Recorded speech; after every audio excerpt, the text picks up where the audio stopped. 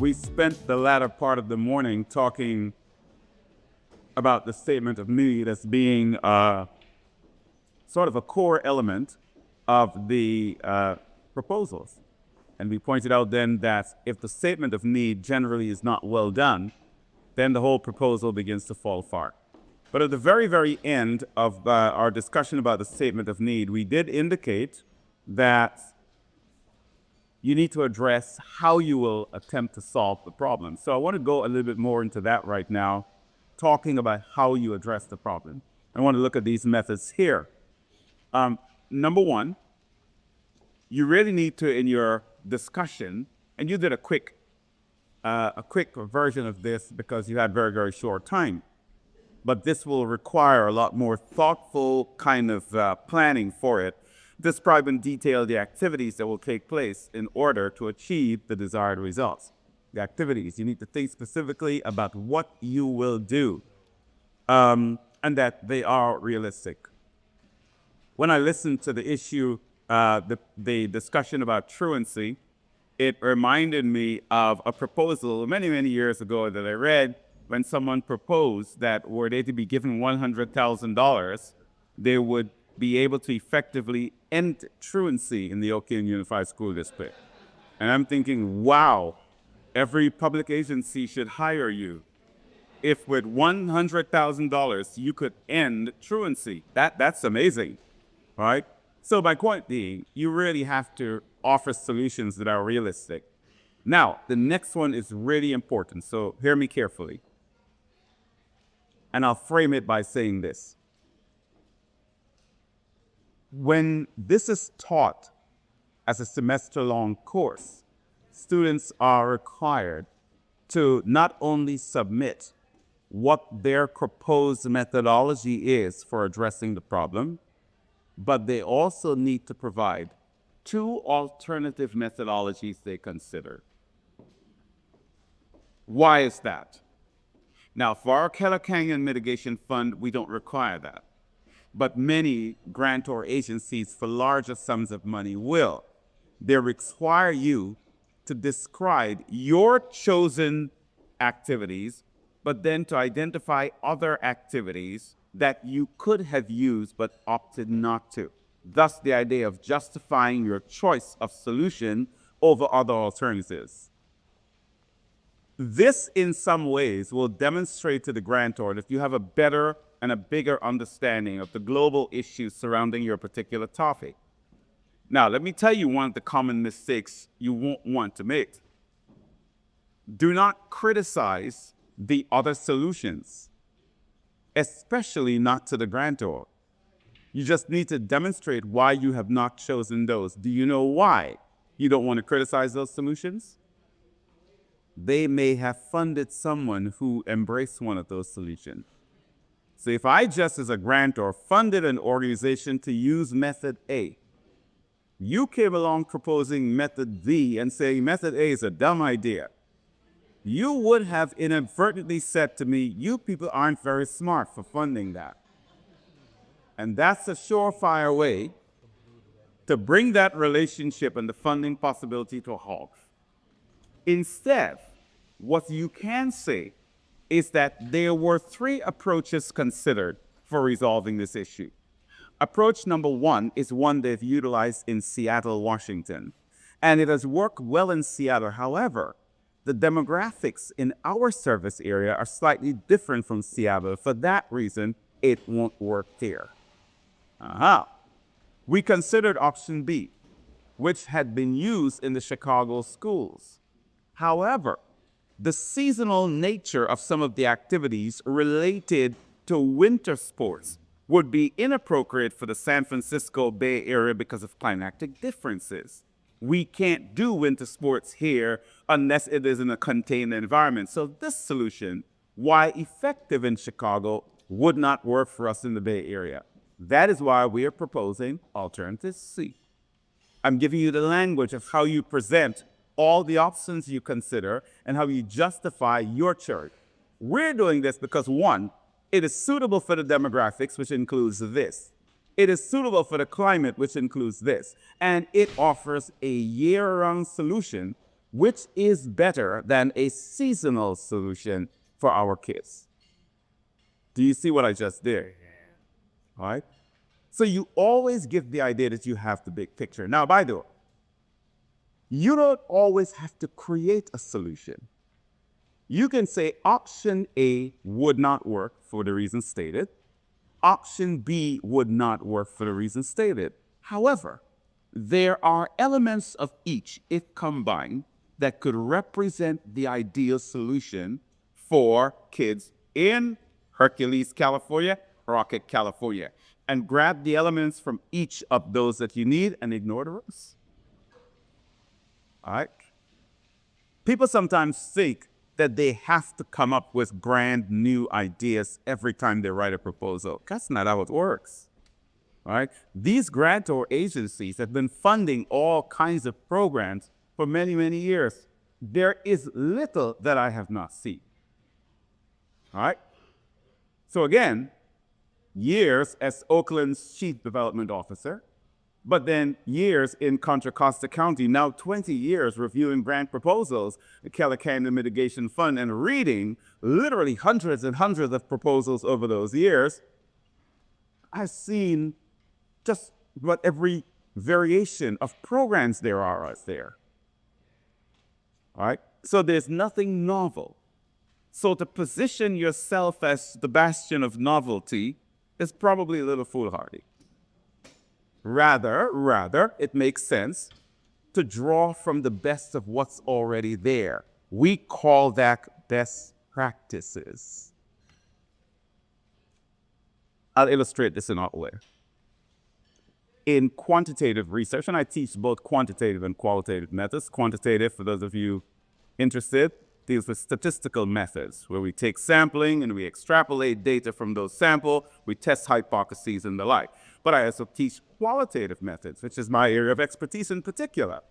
My dissertation is a qualitative dissertation, where I focus on phenomenology, that is the lived experiences of individuals, right?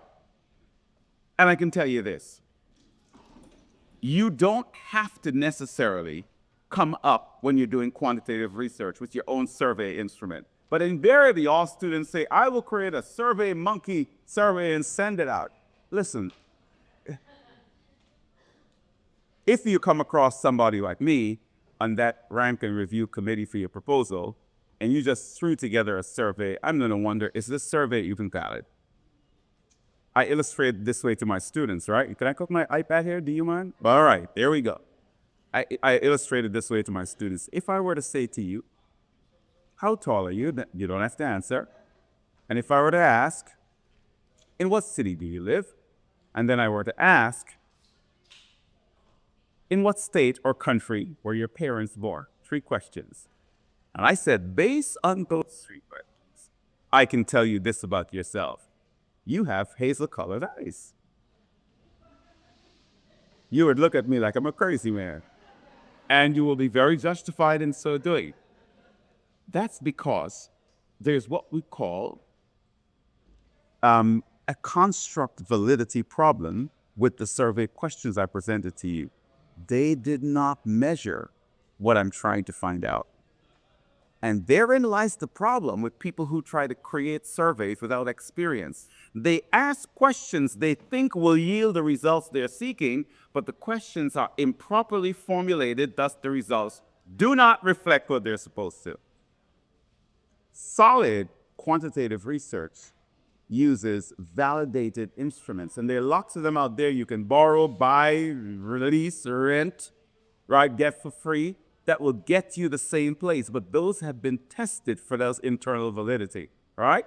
And that's important, right? That is very, very important. Now, that said, there's also great benefit in, I think, in the grant writing space in particular, for qualitative research these days, hearing the voices of the people who you serve. I often say, under the research design that we call phenomenology, I often say it allows us the opportunity to get rich, thick descriptions from the people we serve. All right? If I can tell your story, but I can tell it in your voice, not my superimposed voice, with your point of reference, not mine, right? And by the way, there's a German expression, that is pronounced "sitz im Leben," right? And it needs point of reference. And German theologians coined the expression many, many years ago that every person has a sitz im Leben, a point of reference. That is why, and you'll pardon me hearkening back again to my theology grounding, that is why you have the Gospels in the New Testament telling the same story, but from multiple perspectives. So the question is, who is writing? Is it the tax collector who is Matthew writing? Or is it Luke, the physician, writing the same narrative, but different perspective? But each is legitimate in its own right. So when you're looking at demonstrating that big picture, keep the context in mind that the experiences that your particular clients might have may be better suited to one approach at solving the problem than the other. But that doesn't mean the other ones are bad approaches. Right? That's important, right? So sort of keep that in mind. The next thing is that you need to include a timetable of what you plan to accomplish in your method section. Now, let me just say this. For those of you who are university students, is a difference between the methodology section of a research proposal and a research paper than there is with the methodology in a grant proposal. A grant proposal methodology speaks to the question of how you will implement services that solve the problem, right? Whereas in research proposals, the methodology speaks to how you will gather data, how you will analyze the data, how you would report the data, etc. So keep the distinctions really quite clear in that. Now, the other part is, we've been going through these. We've talked about the cover letter. We've talked about the organizational history and experience. We've talked about the statement of needs. Now we come to the other part that represents an issue, because this is where people struggle. Now, if you get this right, a lot of things come easier after. If you get this right, you'll get the budget easier. If you get this right, you'll get the logic model easier, as you will see as we move along. All right? So this hierarchy here that I just provided, goals, objectives, outcomes, and impacts. And by the way, this has changed in recent times, but I'll go through it. So goals, which you will have to have in your proposal, are the broad sort of aspirational statements. Example, improve family stability in Riverside County. Improve family stability in Solano County, all right? Objectives, on the other hand, are specific, measurable, time-bound steps that lead, right? That lead and support those goals. Objectives are subsets of goals. They're not a different category of information. On the other hand, outcomes. When we talk about outcomes, we're talking about those short to medium-term results associated with the program. And then the last one we'll talk about will be impacts. And I've given you a sample right here on this particular sheet. If you look at the goal is to strengthen family stability and reduce child welfare involvement for 150 at-risk families. That's pretty broad. It is aspirational. But the objectives now begin to introduce numeric and time-bound measurements, right? By year one, this is obviously a multi-year program, 70% of parents will attend 8 or more parenting classes.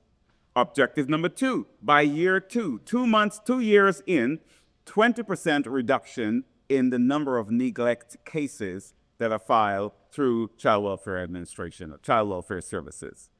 So you have the goal, which is to overall strengthen family stability for 150 at-risk families. Then you have the specific objectives you will try to achieve in support of that goal. And now comes the outcomes. This is what you will look to see and basically determine what is going on. How is it working? The parents will demonstrate improved parenting practices and families report greater household stability. Let me stop there. Up until a few years ago, the goal was generic like it is now. The objectives were somewhat equally generic, quite frankly, and it was the outcomes where all these measurements that are now in objectives resided. That model that puts those measurements on the outcomes was divined, ordered, designed by a very prominent organization, United Way. And that was the de facto standard in the industry.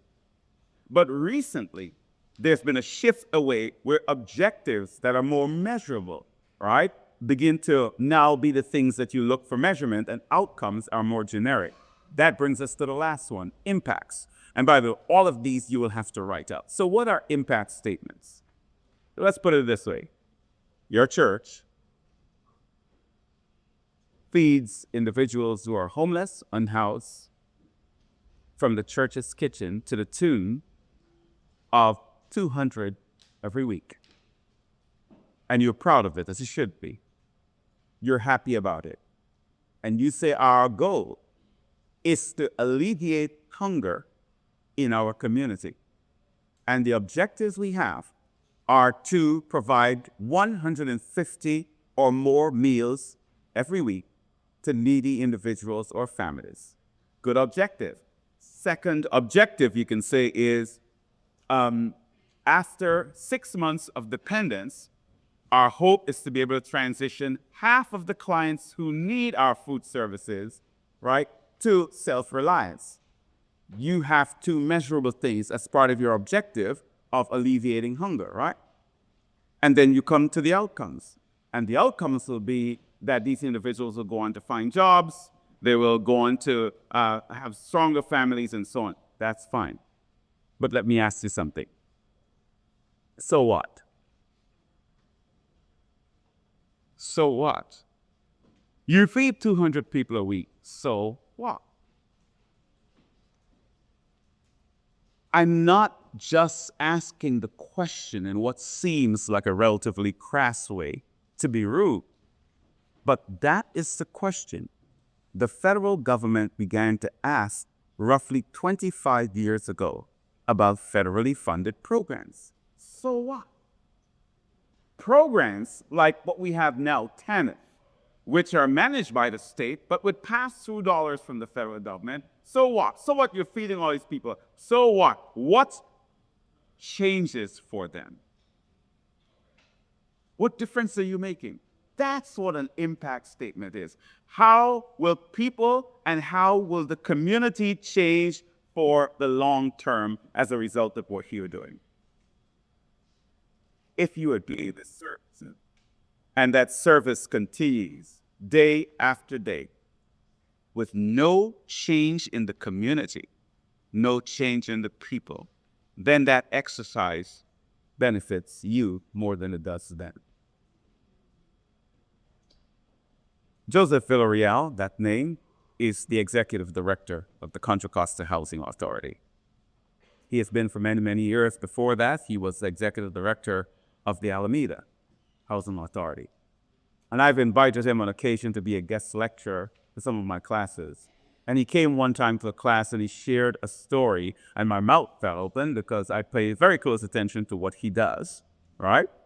And he said to me, our wait list for Section 8, Section 8 being the casual name for the Housing Choice Voucher Program, that's the proper name the federal government gives to it, the Housing Choice Voucher Program, Section 8. He said the wait list for Section 8 finally opened after 5 years. I said, wow.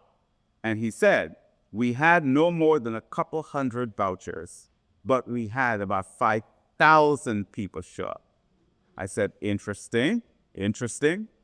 He said, but the thing that struck me the most is that a 16-year-old was in the line for a voucher. And I said, but Joseph, we can't do business as a county or housing authority with minors. A minor can't sign up for a voucher, right? And he says, oh, David, you don't get it. She came with her mom, who has had a Section 8 voucher for 25 years. And when they told Mom that your daughter was too young, Mom pointed to the regs that says, no, the regs say a minor may not be awarded a voucher. It does not say a minor cannot sign up for one. And then Mom looked at him and said, by the time she reaches 18 or 20, her turn will come on the list. Right? So here's the thing. Shrewd planning, strategic thinking, but perpetuating the notion of dependence on a public social welfare system that will lock them in for life, and she will never be more than that. That's the problem. That's the problem there, right? Right? And I say that, right? I say that because it means years of providing a housing choice voucher to her family, nothing had changed. That's why we're now looking for impacts. We want you to tell us what's going to change. Folks, let me be clear about something. Whenever I said things like that, people say, oh my God, you sound like one of those conservative hacks. I said, no, I'm as moderate as they come, believe me. I'm as progressive as they come, right? And you better believe I support our social safety net. But at some point, we all have to take a deep look and ask, how much more are we going to do of this if we are not impacting and changing our communities? And I've done to the point where I'm asking grantees to submit grants to us for review. What difference will it make? What's going to change, right? I don't know about you, but every time I see a young Black woman who is caught in that system and she sees that as the end all, that bothers me. Not because there's something wrong with her, but because there's something fundamentally wrong with a system that tells her this is the path forward. Right? So that's what I'm talking about. That's why we're now starting to look for impact statements. And, impact statements are long-term. In many ways, they are aspirational in nature. The impacts may not be seen for a few years, but we've got to have something to strive to. We just can't keep doing services for the sake of doing services. And there's sometimes I get to the point where I think many of the services we provide, the beneficiaries are the employees of these agencies that do it, because ultimately we keep people trapped in a cycle of poverty.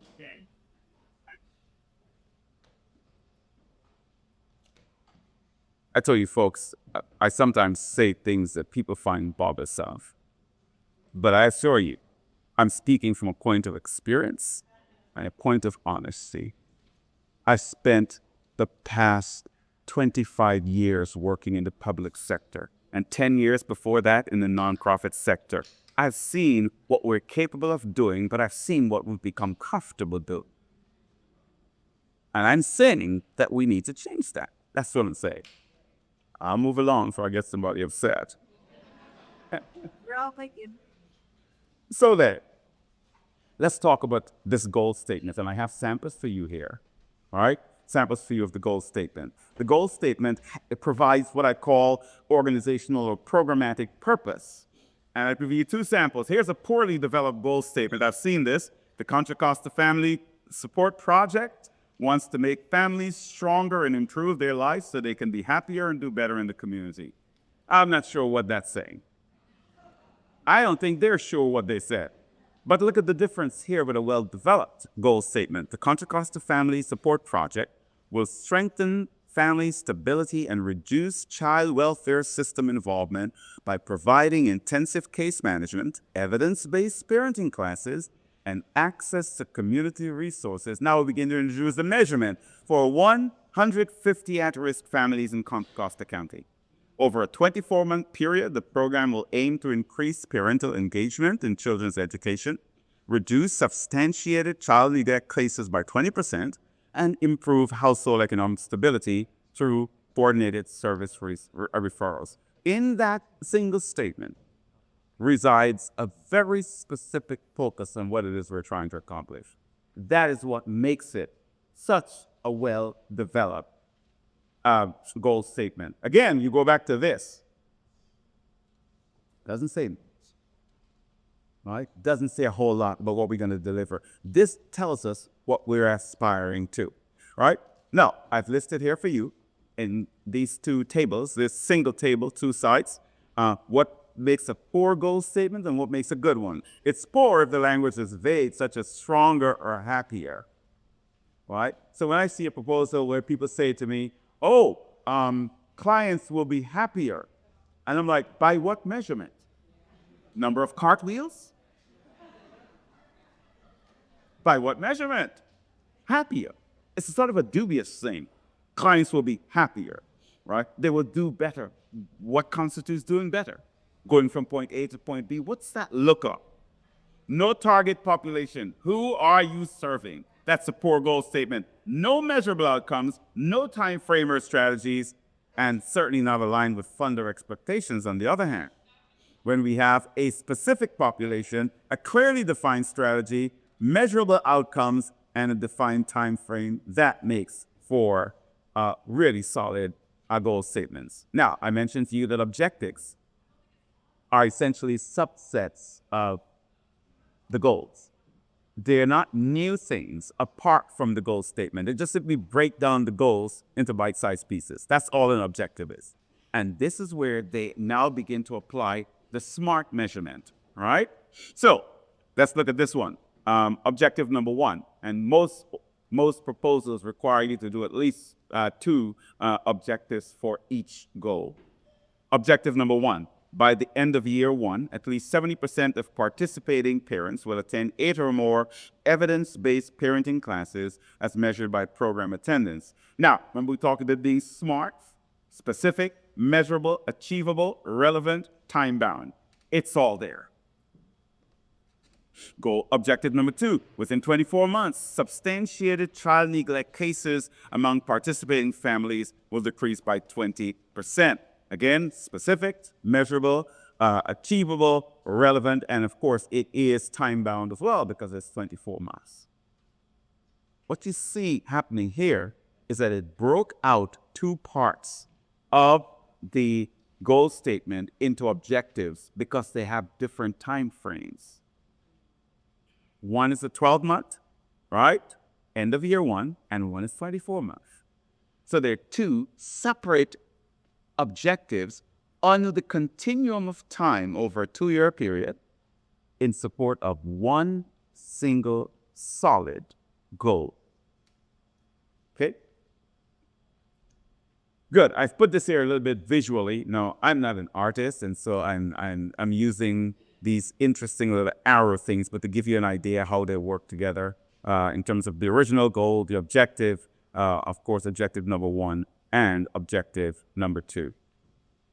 All right? Okay, I knew my connection was going to be lost. I saw it coming. Let's try this again. There we go. All right. Now, we got to move to outcomes next. All right? Want to move to outcomes next. So when we talk about outcomes, we begin to look now at the results, right? The results in terms of what exactly will happen, what knowledge will be acquired, what behavior would have been modified, what conditions would change. And we are looking at, short-term to mid-term, first 90 days, 6 months, etc., right? They are measurable for sure, but they're not as detailed as the objectives, and they're linked to the objectives, and this is important. Outcomes must be participant or client-centered. I've seen proposals with outcomes that say staff will feel satisfied at some. Like, I don't care what staff feels. I am not funding you to tell me what staff feel. I am funding you to tell me how have things changed for the clients. Those are the ones who are affected. The affected party, I won't recall seeing staff as one of the affected parties, staff of your program, right? So that's important. That's important. Let me say this. There is a subtle narcissism that invades the public sector among service providers. social workers, counselors, and that narcissism gives rise to the perception that we are the experts. Therefore, what we say, what we perceive, what we understand is ultimately what matters. Yeah. See, the older you get, the more you grow out of that very pernicious habit. And I can tell this to you now without equivocation because that was me. I've been there. I remember when I first graduated from college in 19.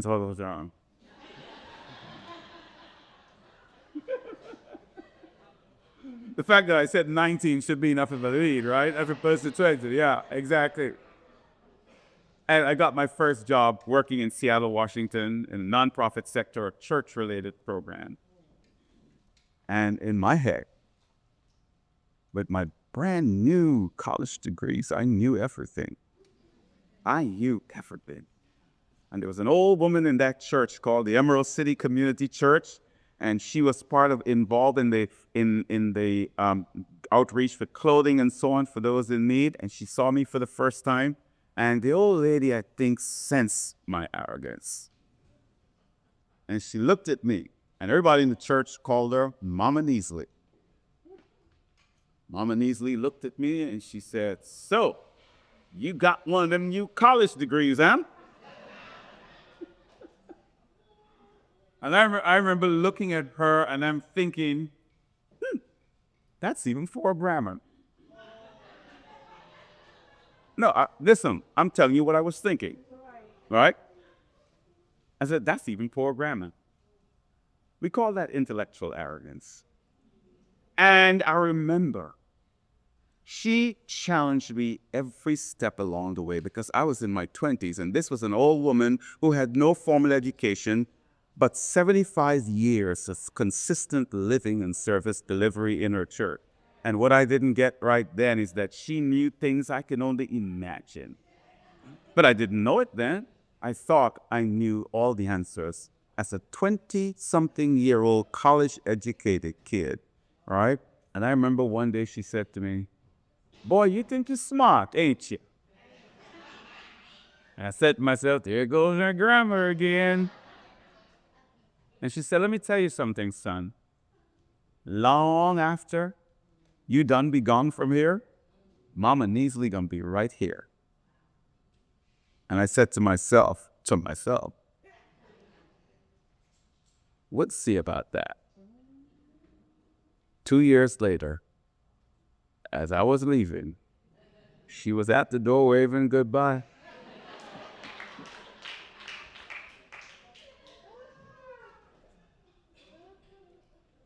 I was offended, I was insulted, I was angry because I was the person with the expertise. I was the person to whom they should have shown deference.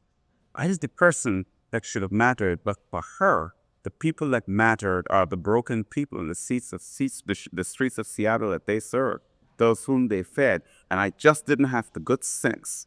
And nothing about my college education taught me good sense to understand and appreciate that context.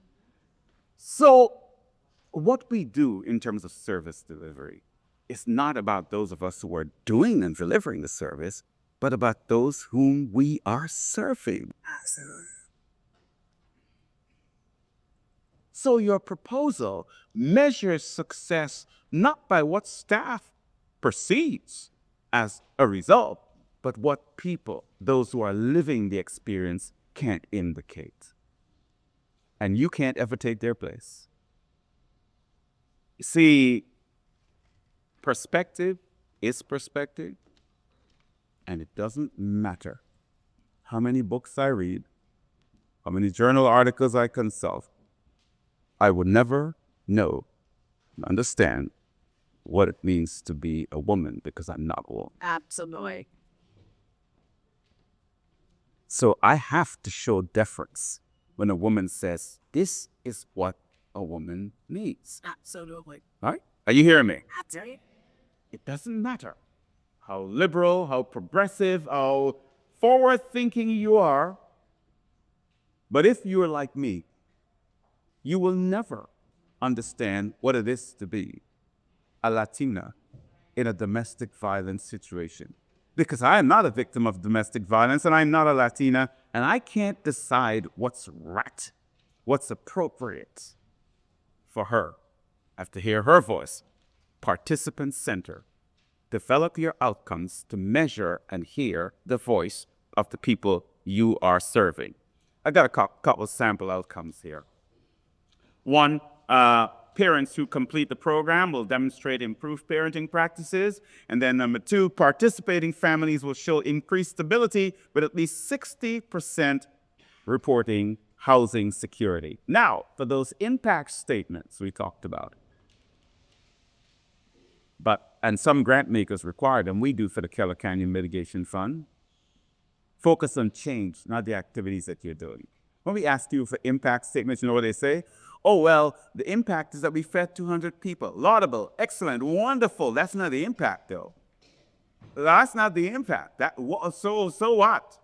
How many times did you feed them? Well, this is one guy who's been coming for 9 months straight. Ooh. And you have not found a way to create a sense of self-dependence for him. The long-term lens, the community, that's what matters with impact statements. And I got a sample here for you. Families who complete the Contra Costa Family Support Project will experience lasting stability, reflected in fewer foster care claimants, stronger parental engagement. Over time, these changes will contribute to, now we're talking, healthier intergenerational outcomes across Contra Costa County. Not only will their lives change, but their children's lives will change as a result, and their children's children. That is what we mean by long-term impact statements. So it's good to do a program that is focused on those who are reintegrating back into the community after a sustained and long period of incarceration. But it'll be better if one of the impacts is that you can prevent that from happening to his children and his grandchildren. Now we're talking impact. Breaking the cycling. All right? That's what we need by impact statements. All right. So this is where we stop to take questions before I go on to the next session. I feel like I gave you a heavy load there after lunch and all, right? But I'm hoping that would be very, very useful. But that's not all that it goes into a proposal now. We'll take some questions, then we'll come back with the next session that talks about the evaluation protocol and how you measure success, because that has to go into your grant as well. All right, so we're ready for some questions. Who has questions, if any? Over there in the back, please. Thank you.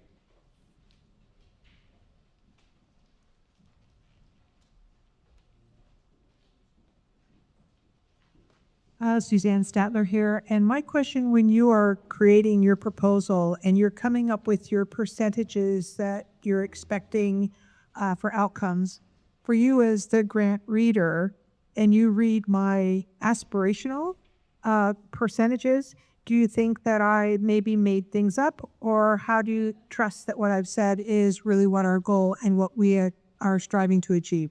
A lot of people do. So there's a yes and no part to that. People are notorious for using percentages euphemistically. So they think, they hear terms like the majority, and they translate that in their mind 90%. All right? That is a euphemistic type of rendering of what a percentage actually means. A percentage really is a portion of what you think will actually change. And let me just say this. We have become somewhat jaded as grant reviewers over time because we've seen those inflated numbers.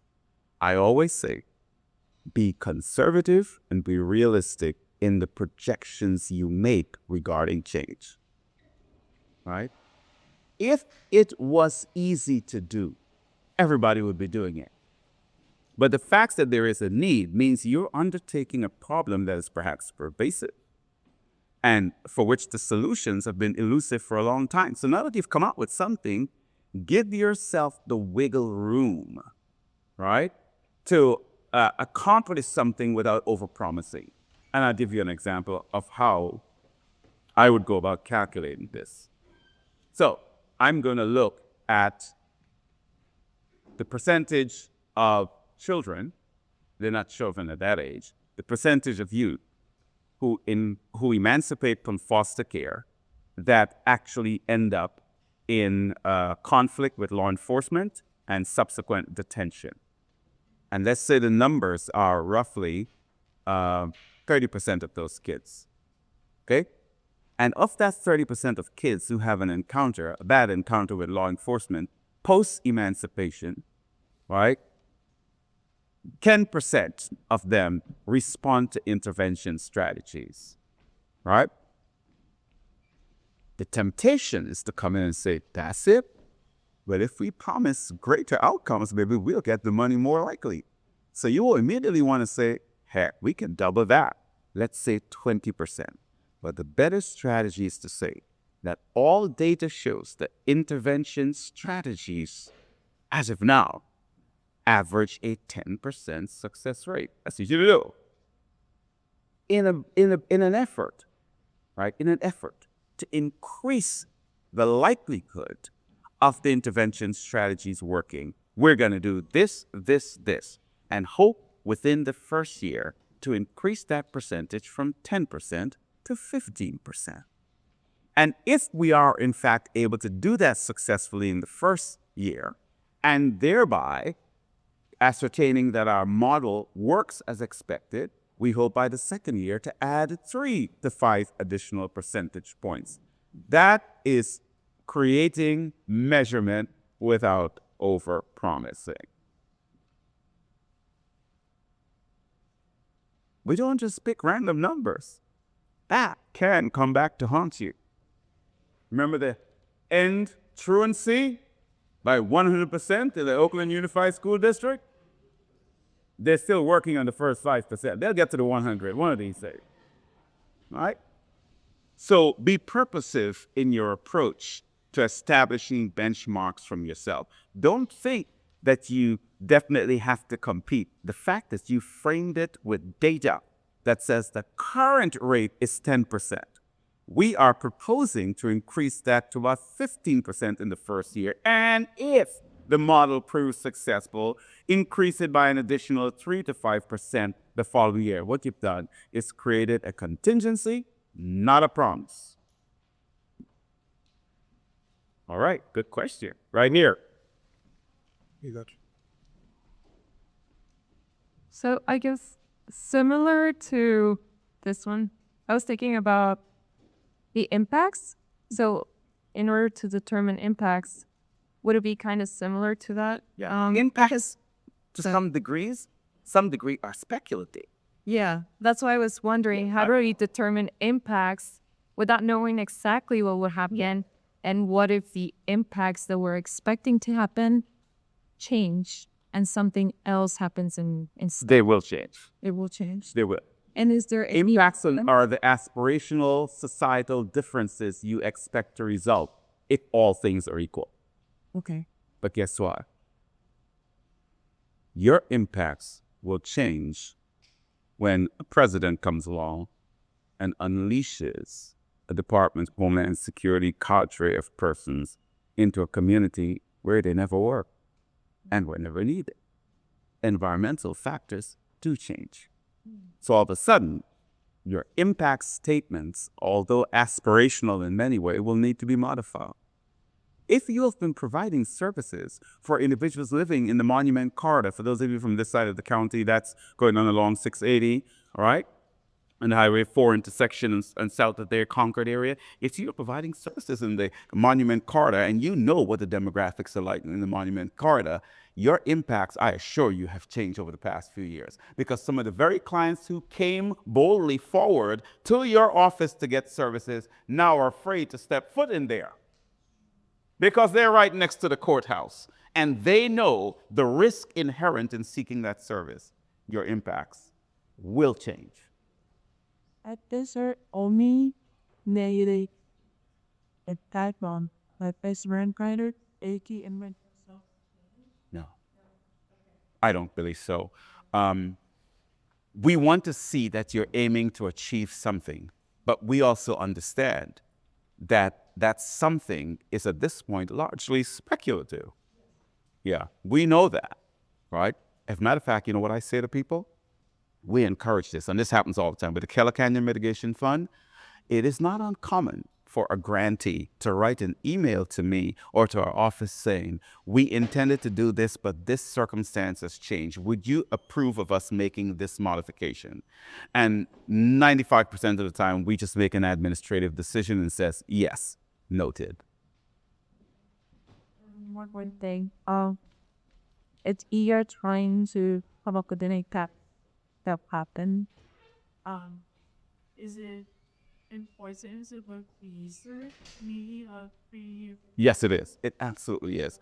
All of this should be research driven, right?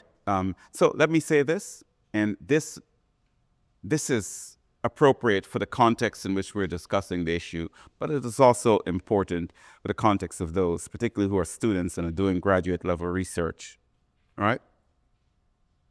The literature, the publications, the information that you will seek will not be narrow to your specific circumstance. They will be broader. It'll be your responsibility to narrow them. So let's say, for example, I've been using the example of the monument corridor and providing those services, right? I've been using that all along. So now you can look, because the ICE raids are unprecedented, but you can look at what hard police presence in at-risk and vulnerable communities actually do to those communities. And you can draw data from that and apply it to the impact of the current scenario. That's the nature of the beast. You're not going to find something that specifically says, okay, here's a bunch of literature on the monument corridor. It doesn't exist. But the principles that should guide you do exist. And you borrow those principles and then you apply them to what you're doing locally. You asked a very rich set of questions, right? Thank you so much. Any other questions before we move on? All the way in the back, all the way in the back.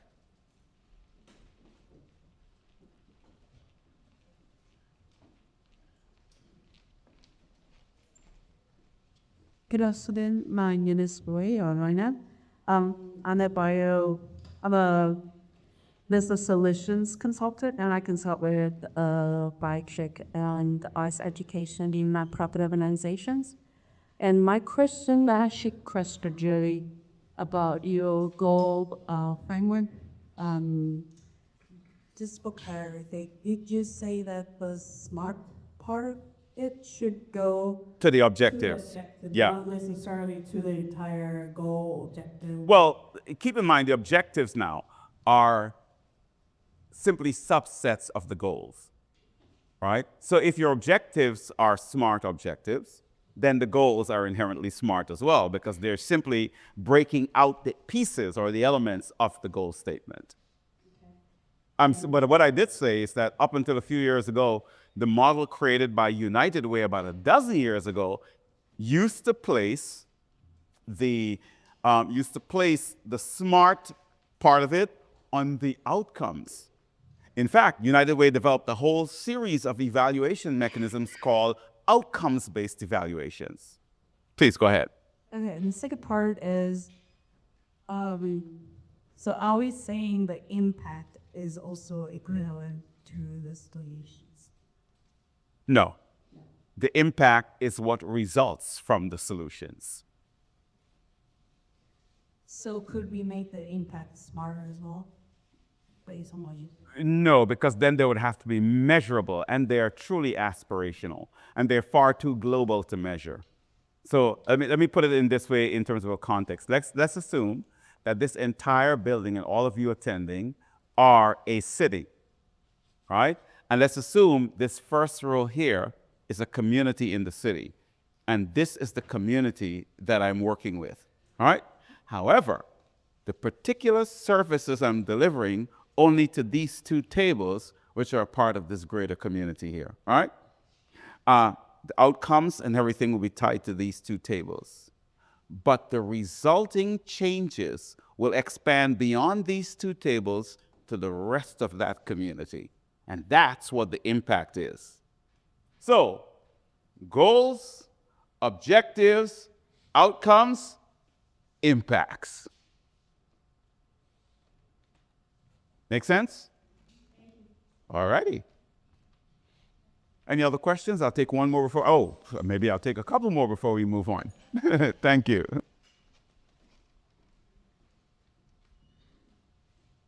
I am Gail Paul from Community Violence Solutions. Good organization. Shanelle. And I am struggling with the finding and good statistics. Yeah. That I can extrapolate them or narrow or whatever in regarding sex trafficking in Upper County. And I mean, there are, month statistics, but I just need resources. Yeah. Mm-hmm. You know? Yeah. So you're looking for data sets that are already established, and that becomes a problem, right? Because regions, states, cities are not all created equal when it comes to tracking that type of data, right? So the problem is, if you're looking for that data, say specifically for Contra Costa County, does the sheriff's office track that? We don't know. Do cities track that in terms of their police officers? We don't know. There isn't a reliable source of aggregated data. So in some ways, rather than looking for a data set that is specific to your community, you may need to look for the broader data set that may extend to the state, for example, and then draw inferences from that data set as opposed to one specific to the community, because people just sometimes are not collecting that data. Well, I went to the state. They have ticketed from the federal. Gotcha. is it even less? And do you know why they take it from the federal government? Is that people have to do? Because the trafficking is a federal offense. Right. And so I think that's part of the dynamic. So in other words, there's nothing to incentivize local agencies to collect and maintain that type of data. And the question is, how far behind is the data that came from the feds? It's usually late. Yeah, it's usually very, very late, right? And that's not something that you can get from other sources like the census. I would suggest that one of the ways you probably can approach this is look for parallel types of data sets that may not specifically deal with trafficking, but may deal, for example, with overall kidnapping, for example. What you will often find, right, is that there will be caveats in the data that says, these are the number of kidnaps that took place in Contra Costa County between this particular year and this particular year. And then you may have these little riders or caveats that say, and 3% of these were kidnapped by family members, 20% of these were kidnapped for the purpose of sex trafficking. You may look at what may appear initially to be secondary data sets and have to sort of extract, coming from the dentist yesterday, that's not a word I should have used, but that may sort of extract the elements that you want from a broader data set, if that makes sense. Yeah. Thank you. All right. Couple more? Yes, my name's called Bode. I've been put in IT, and I have partnered with some of the non-profit organizations. And one thing that I've noticed was that there's some special schools for, especially I'm talking about high school now, that they were troublesome in the regular public school, but they are products in these other scopes. And some of them are civil, right? In vocational, especially IT. Maybe we can have you move a little bit from under the speaker, or is it me? Somebody's under a speaker. I'm sorry. So I was just wondering that because Go ahead. I think all of it is getting a little woo. So I was wondering that with those who are interested in the vocational side like that, how could we help them, number one, in terms of, because with the self-esteem side, so that they are able to know that there are options from there. Because I've also worked with the re-injured people, and I noticed that some of them, because they didn't get what they needed in high school, or maybe even aware of this spectral problems for high schoolers who are not performing, then how, is there some statistics on that will be helpful so that we can actually minimize the interest side of the program? So,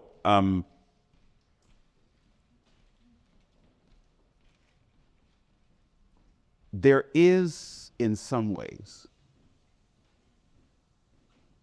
the propensity for self-serving from people like me who work in higher education. We want to have more students enroll in our university programs. We want to graduate more students who earn degrees in our institutions. We want to grow, we want to expand, we want to demonstrate that we're capable of making a difference, all right?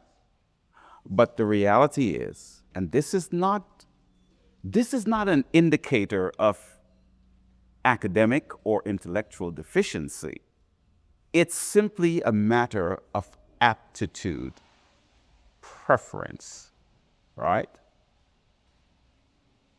There is some data, or are some data out there that essentially says that for vocational programs, which tend to be shorter and less expensive over time, right?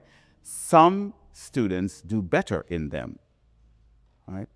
If you think for a moment that being a pipe fitter and welding is an easy job that doesn't require skill, you don't know much about that subject. I have a friend, a dear friend of mine, Tony, who actually does training for pipe fitters, who then go off to Alaska and work in very dangerous settings doing this type of work. And at some point, they get somewhere where they earn $70 an hour, and many of my colleagues with degrees never get that close, right?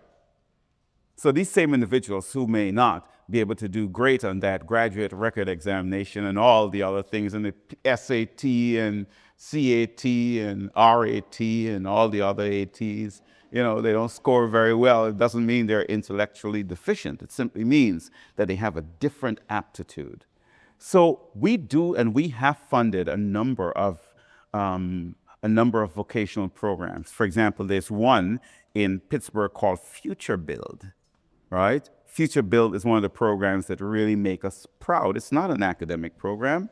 It is very much a vocational program. And these folks go on to become great builders, great carpenters, superb, and earning a lot of money. We also fund another program, another vocational program called Opportunity Junction.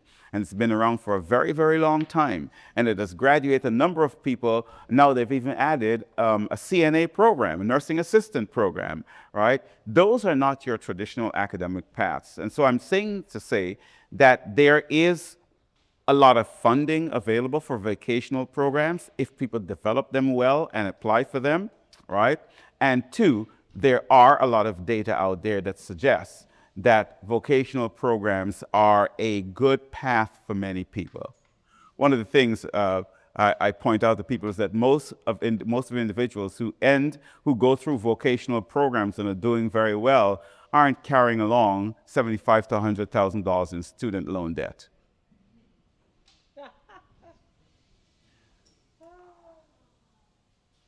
That by itself is a statement as to its potential value. Right? So yes, there is data out there that you will be able to find for that. Now, of course, I specialize in data, right, as a research methodologist. I serve on the institutional review board for my university, Cal State East Bay, and what that is that when any faculty member or any student is going to do research that involves human subject, it comes to that federally mandated committee and we review it to see if it meets the ethical requirements. And this comes after our history of the Tuskegee syphilis experiments and what the U.S. Department of Health did back then to black men by allowing them to die of syphilis, to see what end-stage syphilis looks like, even after penicillin was available, right? They wanted to see what it looks like, and those men, all right, those men in Tuskegee, Alabama were the perfect guinea pigs for it. So now the federal government requires that all universities do research. So for me, and my friend Armando would tell you, when I get research protocols, I don't care who it is, students or faculty, I am very rigorous in my review to see, right, to see what they're proposing to do and how it will impact people, right? I probably reject on the first go around 75 to 80% of all research protocols that come across my desk. Send them back for revision saying, you don't have enough built-in protections for people, right? People are what guide and rule and motivate me. My mother worked for many years in the Social Security Administration, right? She was a person built around human beings and serving humans, right? So that's who we are. That's how we're made, right? I say that to say, though, I have access to a lot of data sets, right? And so at some point, if you're interested in looking at data about the comparison between vocational programs and traditional academic programs, please, by all means, reach out to me and we'll see what we can find. Okay? Let's take a quick 10-minute break, will we? And then we'll come back and continue. It is now 2:45. Let's come back at 5 minutes to 3. Thank you. All right, we are ready to continue. Now, we have roughly 90 minutes before we have to move on out of here because they do have a 6 p.m. event coming to occupy this space later this evening. So I want to be moving forward for the rest of our time to make sure we get all of this in before we go. Thank you.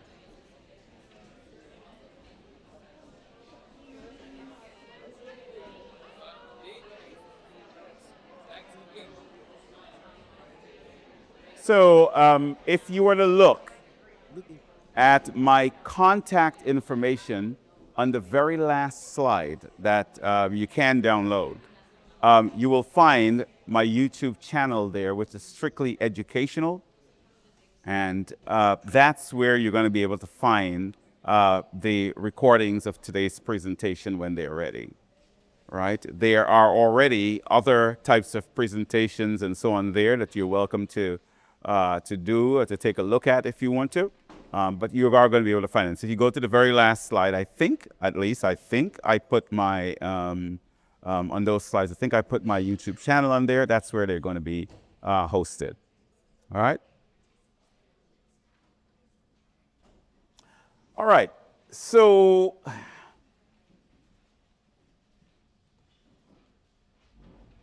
how do you know that you're successful? In your belly. Yeah. Unless, of course, you are measuring something to determine if you are successful. All right? I would venture to say there is a benchmark that you strive for, and that benchmark perhaps will be an indicator of success. Right? Now, that is individual for everybody. In many cases, well, in some cases, potential grantors will give you indicators of what their measures are of success if you're responding to an RFP. They want you to be able to achieve 1, 2, 3. But most times they aren't that specific, all right? They want you to tell them how you will measure success. And that brings us to another part of the proposal. We've talked about goals, objectives, outcomes, impacts. We've talked about statements of need. We've talked about all of that. Now we talk about evaluation. Now, I used to call this your evaluation protocol. And there's a reason why I coined that term several years ago. Because when I simply labeled it evaluation, there were people who proceeded to write an evaluation of their program, which did not exist. How can you evaluate something that does not yet exist because it hasn't been funded? So I changed it to evaluation protocol. And I used that particular designation for several years up until last year when I changed it to evaluation plan. And I'm thinking, okay, that can't be confusing now. This is how you will plan to evaluate your program once it is implemented, right? I'm going to go through this section pretty fast because I will give you more than is absolutely required, and there's a reason for that. I can't be sure which evaluation approach a particular grantor might require of you, so I'm giving you multiple different approaches. That's why I said this is going to take a little bit of time, so I just ask you to be patient as we work our way through this, and let's take it from there.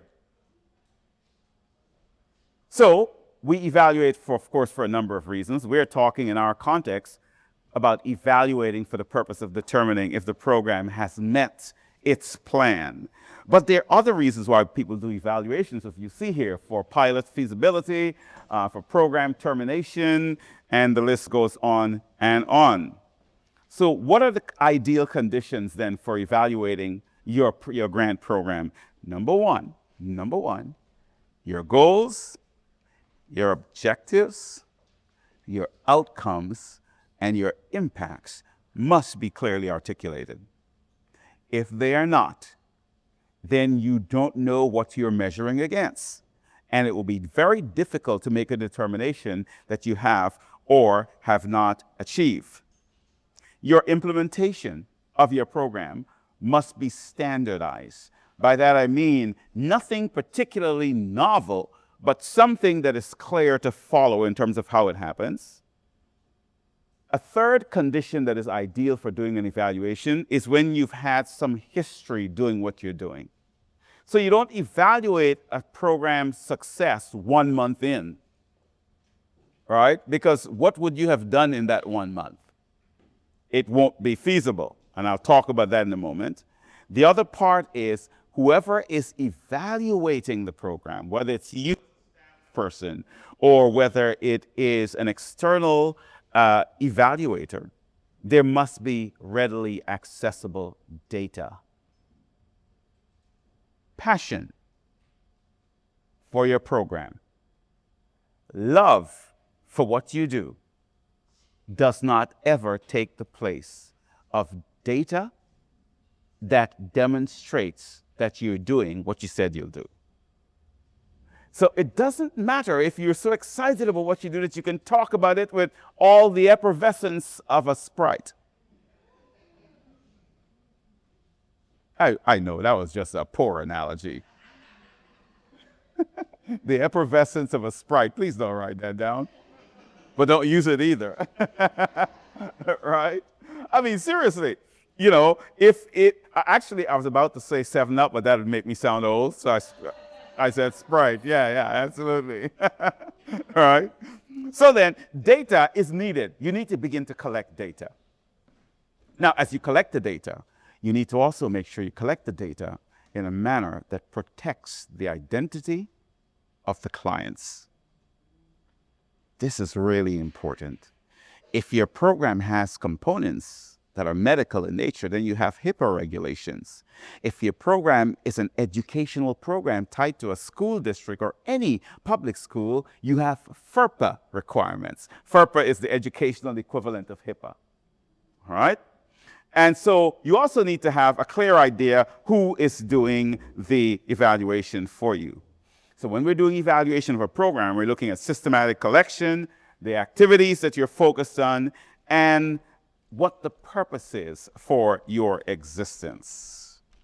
Now, as a part of the evaluation, one of the first things you must do is work on developing a logic model. And it is merely an illustration of what you do, why you do it, what you hope to achieve, and how you will measure the achievement. Now, I want to say that the logic model looks basically like this.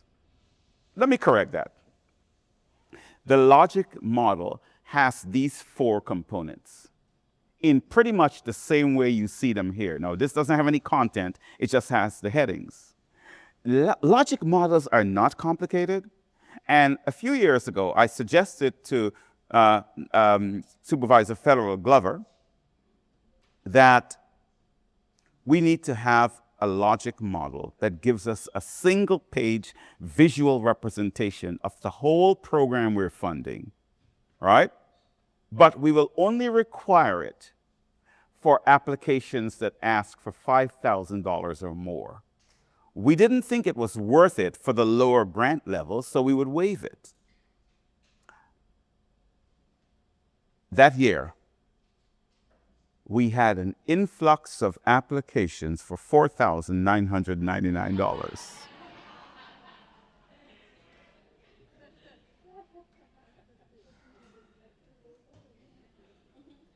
And I remember thinking to myself, are you kidding me? This is not that hard. Really, it isn't, right? And I'm thinking maybe the sample I used to show them at the bidders conference scared them. Because I had a sample back in the day. Oh my goodness, it'll scare a rattlesnake. It was just complex looking in colors and very small print. And when you looked at it, when you looked at it, it was your consummate migraine trigger. So I get it now that was partly my fault, right? And so I've created a simpler logic model. Let's talk about what each of these mean. And I'll show you a sample in a minute.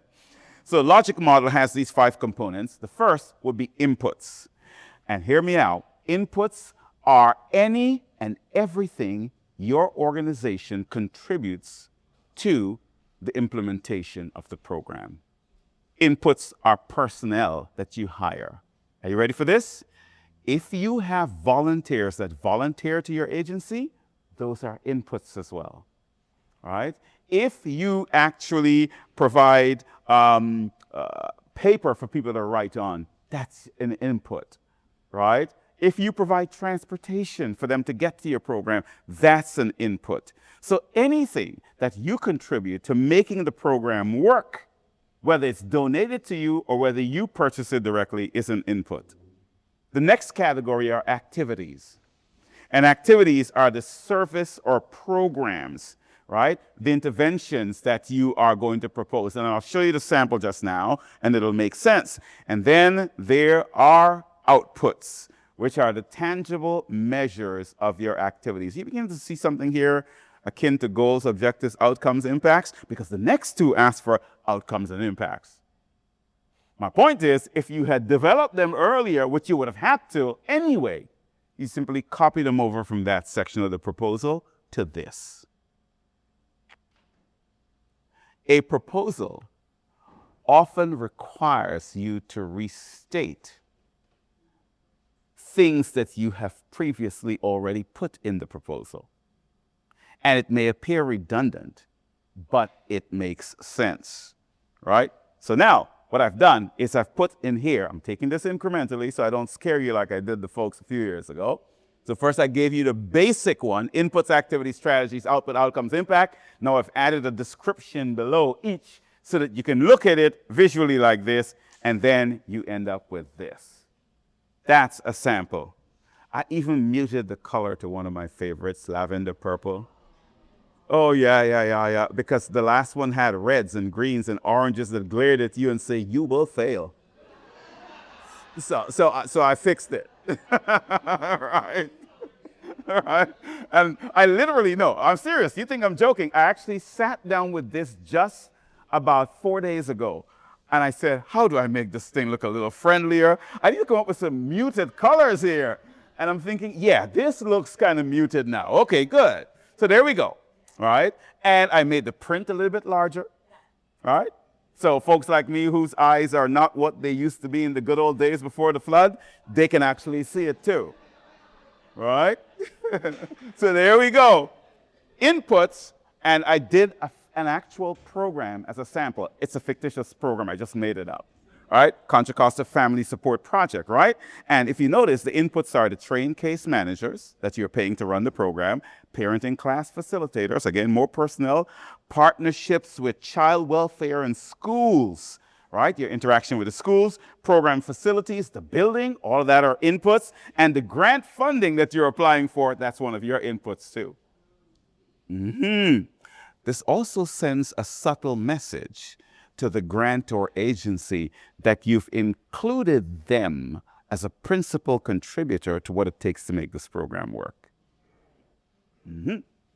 Now we go over to activities and strategies, all right? Intensive case management services. Now we're not talking about things, we're talking about things you do, all right? Activities.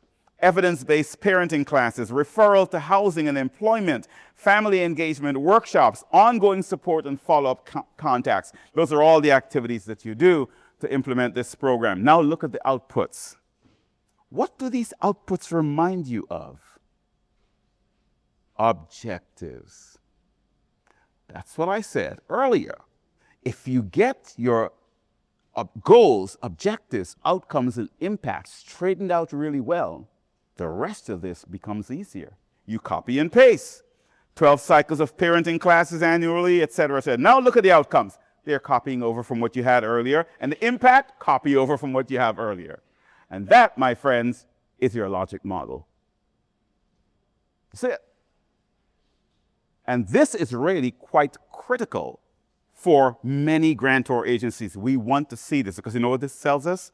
When we are reviewing your proposal, we can look at this one sheet of paper. I see what they're doing on a single sheet of paper. I have a little secret for you. When you have 120 proposals to read, you look for every means to find a shorter way of getting the business done. And the logic model is one of those ways for me. Because I can look at this and see exactly what's supposed to happen. And I'm thinking, oh yeah, this can work. This is fundable. All right? So that's a central thing now. And when you look for other types of funding across the county and for many foundations, that's what they want to see. So you got to ask yourself, is this logic model meaningful? Does it make sense? Can it be done? Can it be tested? All right? So logic models are a part that you will have to have. Now, I will say this, logic models are typically attached as part of the appendices, so you may not actually have them in the body of the proposal, but again, the grantor agency will tell you what to do. So before you begin to evaluate, have the logic model done, have the goals, objectives, outcomes, impact statements clearly articulated, then you can start looking at evaluation. So let's move on to some types of evaluations. There are developmental evaluations, which take place as you're looking at developing a program, right? There are pre-implementation evaluations, which you are not likely to do. And then there are two that you will need to pay close attention to because almost every single grantor will require them. These are a formative evaluation and a summative evaluation. Even the one-time community impact fund that Supervisor Scales-Preston talked about earlier, these two are required. Then there are knowledge-generating evaluations, intervention-oriented evaluations, which we will not take a look at, right? So I want to talk about formative evaluations and summative evaluations. And I must say that they are not actually types of evaluations. But you just said some types. And I had to put them somewhere. But what they speak to is evaluation is conducted. A formative evaluation can be conducted anytime throughout the program's implementation, and as many times as you wish. A summative evaluation is conducted at the end of the program cycle. When the funding has stopped, the program is done, the fiscal year is over, you do a summative evaluation. So formative evaluations can be done throughout the time that you are actually running the program. Right? Not before, but throughout. It can be 3 months in. Now, there's some grantor agencies that require all, and this is fading in and out a bit, right? I'm sorry to hear it. But I believe there are some grantor agencies that require quarterly reports, which means you have to do a formative evaluation every 3 months. Years ago, with the Keller Canyon Mitigation Fund, we required 3, and I said it doesn't make sense. A small grant program, reduce it down to 2. So we require a mid-cycle formative evaluation 6 months in, and an end-of-cycle summative evaluation at the end of the fiscal year. And I think that's more than enough. Gives you time to see how things are progressing, see how things are working.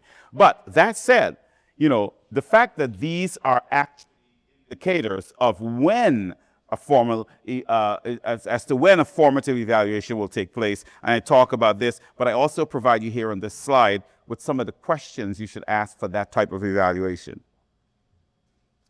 Number one, are we on track to meet the timelines and the milestones? 2, are the objectives that we've created actually measurable and realistic? The purpose, in part, of a formative evaluation is to give you the opportunity, with the grantor's permission and coordination, to reshuffle some of the priorities.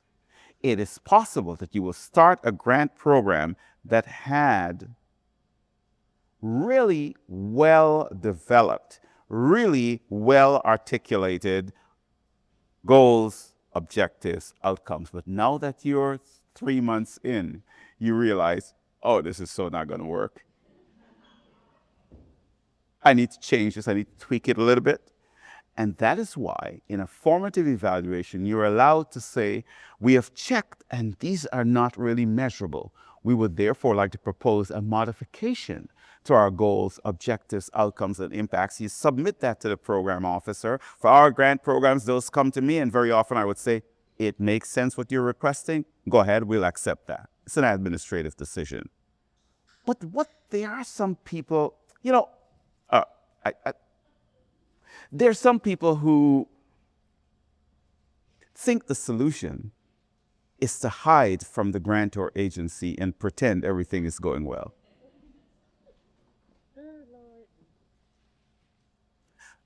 It doesn't help anybody. It doesn't help anybody. My grandmother raised me, and I'm sure you've heard a little, teeny bit of an accent. I was born and raised in Guyana, right near Venezuela, Brazil, South America's only English-speaking country. And my mother was here in the U.S., and my grandmother was raising me, and she would always caution me. My grandmother's attitude towards life was really pretty straightforward. I'll cane you first and ask questions later. Right. That was her understanding of life, and how, as she would put it, you train up a child in the way he should go, and when he's old, he will not depart from it. That was my grandmother's philosophy, right? A church-going, Bible-thumping, cane-wielding woman who definitely had some very strong opinions about how to raise children. And my grandmother, I used to travel to go to school, live in a country like Guyana, a developing country. I got up every day at 4 o'clock to get to school by 8. Because by 5 o'clock, I had to get on the bus and travel a long distance and get to take a boat upriver. And then as I crossed the boat, walk another 2 miles from the landing to school, all to get to school by 8 a.m. And in the afternoon, we reversed the process. And my grandmother would always say to me, listen, do not play on the wharf. Get on the boat, get on the bus, okay, come home. And you know me, I'm like, well, she's not here. And one day I began doing one of my skipping things, and I fell overboard. They fished me out, but now I was scared to go home, because I'm not about to tell the grandma